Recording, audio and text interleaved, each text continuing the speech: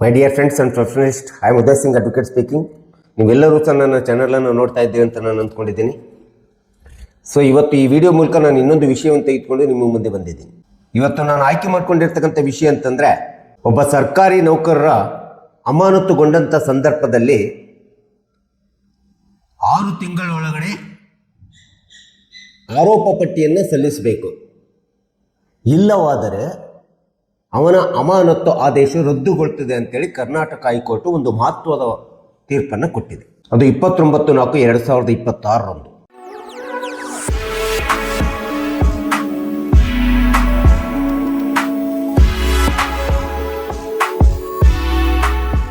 So ಇಂಥ ಒಂದು ಒಬ್ಬ ಸರ್ಕಾರಿ ನೌಕರರ ಅಮಾನತುಗೊಂಡ ಅಂತಂದ್ರೆ ಸಂಬಂಧಪಟ್ಟಂತ ಇಲಾಖೆ ತನ್ನದೇ ಆದಂತ ವಿಚಾರಣೆಯನ್ನು ಮಾಡಿ ಅಂತ ಒಂದು ನೌಕರರ ವಿರುದ್ಧ ಆ ಆರೋಪ ಪಟ್ಟಿ ಅಂತೇನಿದೆ ಚಾರ್ಜ್ ಶೀಟ್ ಅನ್ನ 6 ತಿಂಗಳ ಒಳಗಡೆ ಸಲ್ಲಿಸಬೇಕು. ಒಂದು ವೇಳೆ ಸಲ್ಲಿಸಲಿಲ್ಲ ಅಂತಂದ್ರೆ ಅಮಾನತು ಆದೇಶ ಸಹಜವಾಗಿ ರದ್ದುಗೊಳ್ಳುತ್ತದೆ ಅಂತೇಳಿ ಹೈಕೋರ್ಟ್ ಹೇಳ್ತಾ ಇದೆ. ಈ ರಿಟ್ ಪಿಟಿಷನ್ ನಂಬರ್ ಅಂತಂದ್ರೆ 101210/2025 ಕರ್ನಾಟಕ ಹೈಕೋರ್ಟ್. ಈ ಒಂದು ರಿಟ್ ಪಿಟಿಷನ್ನು ವಿಚಾರಣೆ ಕೇಸಿನ ಬಗ್ಗೆ ಈ ಒಂದು ವಿಡಿಯೋ ಮೂಲಕ ನಾವು ತಿಳ್ಕೊಳ್ಳಿಕ್ಕೆ ಪ್ರಯತ್ನ ಮಾಡೋಣ. ಸಹಜವಾಗಿ ಸರ್ಕಾರಿ ನೌಕರರು ಕೆಸಿಎಸ್ಆರ್ ನಿಯಮದ ಪ್ರಕಾರ ಯಾವುದೇ ಕರ್ತವ್ಯದ ನಿರ್ಲಕ್ಷಣೆ ಮಾಡ್ತಿರ್ಬೋದು, ಹಣಕಾಸಿನ ದುರುಪಯೋಗ ಇರ್ಬೋದು, ಅಥವಾ ಮೇಲಾಧಿಕಾರಿಗಳ ಆದೇಶವನ್ನ ನಿರ್ಲಕ್ಷಣೆ ಮಾಡ್ತಕ್ಕಂಥದ್ದಿರ್ಬೋದು, ಕರ್ತವ್ಯದ ನಿರ್ಲಕ್ಷಣೆ ಇರ್ಬೋದು, ಈ ಎಲ್ಲ ಕಾರಣಗಳಿಂದ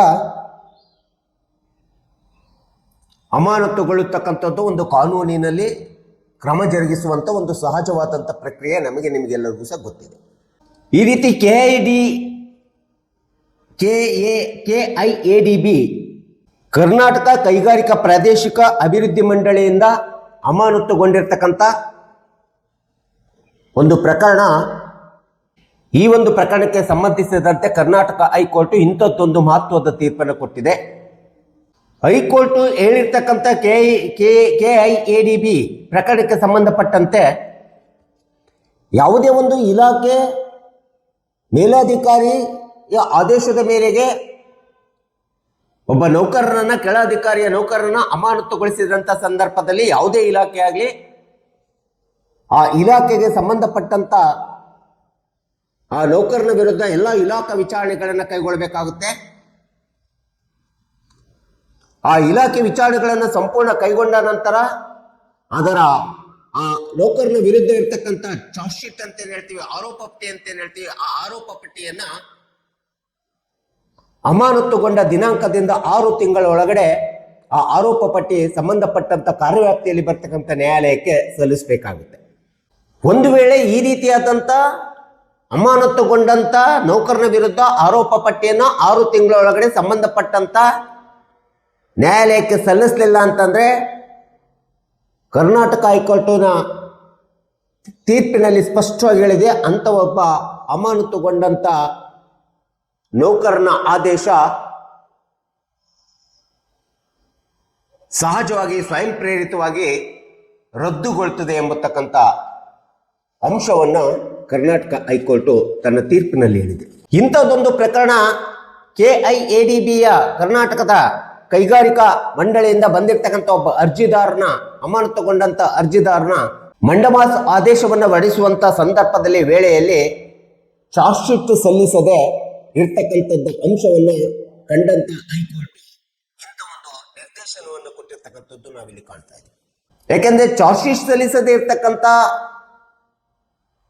ಸಂದರ್ಭದಲ್ಲಿ ಅಮಾನತುಗೊಂಡಿರ್ತಕ್ಕಂಥ ಒಬ್ಬ ನೌಕರನನ್ನ ಅನಿರ್ದಿಷ್ಟ ಕಾಲದವರೆಗೆ ಅವನ ಅಮಾನತಿನ ಆದೇಶವನ್ನ ಮುಂದುವರಿಸಲಿಕ್ಕೆ ಸಾಧ್ಯವಿಲ್ಲ ಎಂಬತಕ್ಕಂಥದ್ದನ್ನು ಸ್ಪಷ್ಟವಾಗಿ ಮಾನ್ಯ ನ್ಯಾಯಾಲಯ ಹೇಳಿದೆ.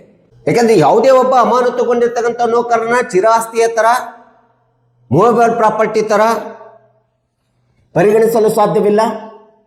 ಇದರಿಂದ Karnataka civil service rules, Karnataka KCSR rules ಇರ್ಬೋದು, Karnataka civil service and conduct rules ಏನಿದೆ, ನಾಗರಿಕ ಸೇವಾ ನಡತೆ ಅಂತ ಏನಿರ್ತದೆ, ನಾಗರಿಕರ ಸೇವಾ ನಡತೆ ಅಂತ ಇರ್ತದೆ, ಅದರ ಆ ಒಂದು ರೂಲ್ಸ್ ಅನ್ನು ಉಲ್ಲಂಘನೆ ಮಾಡದಂತಾಗುತ್ತೆ ಅಂತೇಳಿ ಹೈಕೋರ್ಟ್ ಹೇಳ್ತಾ ಇದೆ. ಅಷ್ಟೇ ಅಲ್ಲದೆ Karnataka civil service classification and control rules 1957 amended act class 10 sub class 5 and sub class B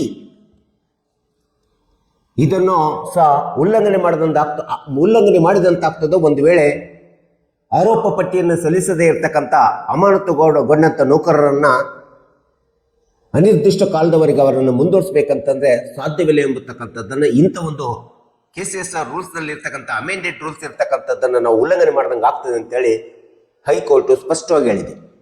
ಹೀಗಾಗಿ 6 ತಿಂಗಳೊಳಗಡೆ ಅಮಾನತುಗೊಂಡಂತ ನೌಕರನ ವಿರುದ್ಧ ಆರೋಪ ಪಟ್ಟಿಯನ್ನು ಸಲ್ಲಿಸಬೇಕು. ಒಂದು ವೇಳೆ ಸಲ್ಲಿಸಲಿಲ್ಲ ಅಂತಂದ್ರೆ ಕಾನೂನುಬದ್ಧವಾಗಿ ಅಮಾನತುಗೊಂಡಂತ ದಿನಾಂಕದಿಂದ ಅವನ ಅಮಾನತಿನ ಆದೇಶ ರದ್ದುಗೊಳ್ಳುತ್ತದೆ ಅಂತೇಳಿ ನಾವು ಇಲ್ಲಿ ಕಾನೂನಿನಲ್ಲಿ ನೋಡ್ತಾ ಇದ್ದೀವಿ. ಇಂಥ ಒಂದು ದೀರ್ಘಕಾಲದ ಅಮಾನತಿನಲ್ಲಿ ಅಮಾನತಿನ ವಿರುದ್ಧ ಕಾನೂನಿನ ರಕ್ಷಣಾತ್ಮಕವಾದಂಥ ಕ್ರಮಗಳನ್ನು ಕೊಟ್ಟಿರ್ತಕ್ಕಂಥದ್ದು ಕೇವಲ ನ್ಯಾಯಾಲಯದ ಆದೇಶಗಳಲ್ಲ ಅಥವಾ ಆಚರಣೆಯ ವಿಧಿಗಳಲ್ಲ. ಇವೆಲ್ಲವೂ ಸಹ ಕಾನೂನುಬದ್ಧವಾಗಿ ಪಾಲನೆ ಮಾಡಬೇಕಾಗಿರ್ತಕ್ಕಂಥ ಯಾವುದೇ ಇಲಾಖೆ ಆಗಲಿ ಪಾಲನೆ ಮಾಡಬೇಕಾಗಿರ್ತಕ್ಕಂಥ ನ್ಯಾಯಾಲಯದ ಅತಿ ಪ್ರಮುಖವಾದಂಥ ಆಜ್ಞೆ ಮತ್ತು ಆದೇಶಗಳು ಅಂತೇಳಿ ಇಲ್ಲಿ ಮಾನ್ಯ ನ್ಯಾಯಾಲಯ ಹೇಳ್ತಾ ಇದೆ. ಇಂಥದ್ದೊಂದು ಆದೇಶವನ್ನ ತೀರ್ಪನ್ನ ಕರ್ನಾಟಕದ ಹೈಕೋರ್ಟಿನ ನ್ಯಾಯಮೂರ್ತಿಗಳಾಗಿರ್ತಕ್ಕಂಥ ಎಂ ನಾಗಪ್ರಸನ್ನ ಅವರವರು ಈ ಒಂದು ಆದೇಶವನ್ನು ಹೇಳಿದ್ದಾರೆ, ತೀರ್ಪನ್ನು ಹೇಳಿದ್ದಾರೆ ಮತ್ತು ಅವರು ಇಂಥ ಒಂದು ಪ್ರಕರಣದ ಬಗ್ಗೆ ತಮ್ಮದೇ ಆಗಿರ್ತಕ್ಕಂಥ ಅಭಿಪ್ರಾಯವನ್ನು ಸಹ ವ್ಯಕ್ತಪಡಿಸಿದ್ದಾರೆ. ಕರ್ನಾಟಕದ ಕೈಗಾರಿಕಾ ಅಭಿವೃದ್ಧಿ ಮಂಡಳಿ KIADB ಅಂತೇನಿದೆ, ಇದು ಕಾನೂನಿನ ಪ್ರಭುತ್ವಕ್ಕೆ ಗಂಭೀರವಾದಂಥ ನಿರ್ಲಕ್ಷ್ಯತೆಯನ್ನು ತೋರಿಸಿದಂತಾಗಿದೆ ಇದರೊಳಗಡೆ, ಈ ಪ್ರಕರಣದೊಳಗಡೆ. ಮತ್ತು ಅಮೆಂಡೆಡ್ KCSR ರೂಲ್ಸ್ ನಿಯಮ class 10 sub class 5 and sub class B 1957 act ನಲ್ಲಿ ಬರ್ತಕ್ಕಂಥ ತಿದ್ದುಪಡಿಯಾದಂಥ ನಿಯಮ ಸಂಪೂರ್ಣವಾಗಿ ಉಲ್ಲಂಘನೆ ಮಾಡಿದಂತಾಗಿದೆ KIADB ಅಂತೇಳಿ ನ್ಯಾಯಾಲಯ ಸ್ಪಷ್ಟವಾಗಿ ಹೇಳಿದೆ. ಸೊ ಈ ಒಂದು ಪ್ರಕರಣದಲ್ಲಿ ಅಮಾನತುಗೊಳಿಸಿರ್ತಕ್ಕಂಥ ಇಲಾಖೆ ಮತ್ತು ಅಮಾನತುಗೊಳಿಸಿದಂಥ ಸಕ್ಷಮ ಪ್ರಾಧಿಕಾರದ ಅಧಿಕಾರಿ ಅಥವಾ ಪ್ರಾಧಿಕಾರ ತನ್ನ ಅಧಿಕಾರವನ್ನು ತನ್ನ ಇಚ್ಛೆ ಬಂದಂತೆ ಚಲಾಯಿಸಲಿಕ್ಕೆ ಸಾಧ್ಯವಿಲ್ಲ ಮತ್ತು ಅಮಾನತುಗೊಂಡಂಥ ನೌಕರನ ಚಿರಾಸ್ತಿಯೇತರ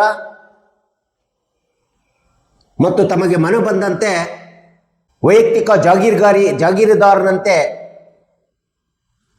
ಪರಿಗಣಿಸತಕ್ಕಂಥಕ್ಕೆ ಸಾಧ್ಯವಿಲ್ಲ ಮತ್ತು ಆ ರೀತಿಯಾಗಿ ಒಬ್ಬ ಅಮಾನತುಗೊಂಡಂಥ ನೌಕರನ್ನು ಬಳಸಿಕೊಳ್ಳಲಿಕ್ಕೆ ಸಾಧ್ಯನೇ ಇಲ್ಲ ಅಂತೇಳಿ ಮಾನ್ಯ ಕರ್ನಾಟಕದ ನ್ಯಾಯಮೂರ್ತಿಗಳಾಗಿರ್ತಕ್ಕಂಥ ಎಂ ನಾಗಪ್ರಸನ್ನ ಅವರು ತಮ್ಮ ತೀರ್ಪಿನಲ್ಲಿ ಈ ಒಂದು ಅಭಿಪ್ರಾಯವನ್ನು ವ್ಯಕ್ತಪಡಿಸಿರ್ತಕ್ಕಂಥದ್ದು ನಾವು ನೋಡ್ತಾ ಇದ್ದೀವಿ. ಸಾರ್ವಜನಿಕರು ಅದು ವಿಶೇಷವಾಗಿ ಇಲಾಖೆ ನೌಕರರಿಗೆ ತುಂಬ ಅನುಕೂಲವಾಗಿರ್ತಕ್ಕಂಥ ಒಂದು ಪ್ರಕರಣ ಅಂತೇಳ್ಬಿಟ್ಟು ನಾನು ಈ ವಿಡಿಯೋ ಮೂಲಕ ಒಂದಿಷ್ಟು ವಿಶ್ಲೇಷಣೆ ಕೊಟ್ಟಿದ್ದೀನಿ.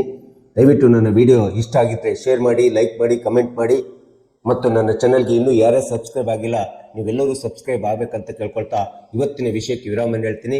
ಇನ್ನೊಂದು ವಿಷಯವನ್ನು ತೆಗೆದುಕೊಂಡು ನಿಮ್ಮ ಮುಂದೆ ಬರ್ತೀನಿ. ಜೈ ಹಿಂದ್, ಜೈ ಕರ್ನಾಟಕ.